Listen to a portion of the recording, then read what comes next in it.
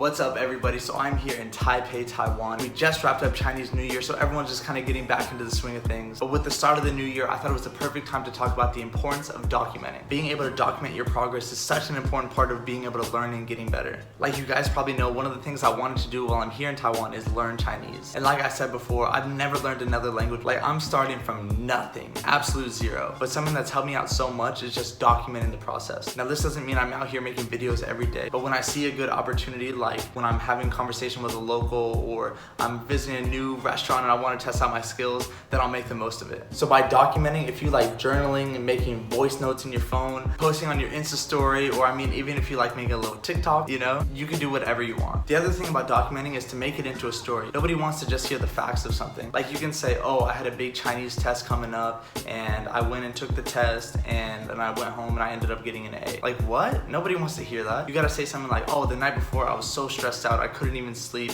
I didn't think I knew any of the material. Then the next morning when I was going to school, I remembered something and I practiced it on a local and it ended up working. Like we had a full conversation, it totally worked out, and that type of thing stuck in my head. So then I was so motivated. I went to the test, answered all the questions, turned it in, felt so good, and then I went home and I ended up getting an A. Like that's a story that you can tell. Like you want to hear about the process, you want to hear about what's going on in your head, how you're feeling, and you don't want to just hear the facts. And that's why I like making videos like this, so I can talk about the good, I can talk about the bad, talk about what's going on, the feelings, everything like that, because that's what makes something. You don't get the full story when I just post like an Insta pic of me taking a test on my story, you know what I'm saying? Like you can't get anything from that. So if you're wanting to make some videos to document what you're doing but have no clue where to start, one of the most important aspects of making a video is to tell a story. I mean, there's always iMovie and Final Cut Pro, but the thing I always suggest to beginners is write on video. It's so easy to fit everything into one place where you got your footage, your music, your graphics, and put it all together. And one of my favorite parts is that you can use it on your laptop, on your phone, edit on the go, so you're not just sitting there on your computer the entire time. But overall, this is all just a reminder to myself to keep documenting and keeping me focused along the way.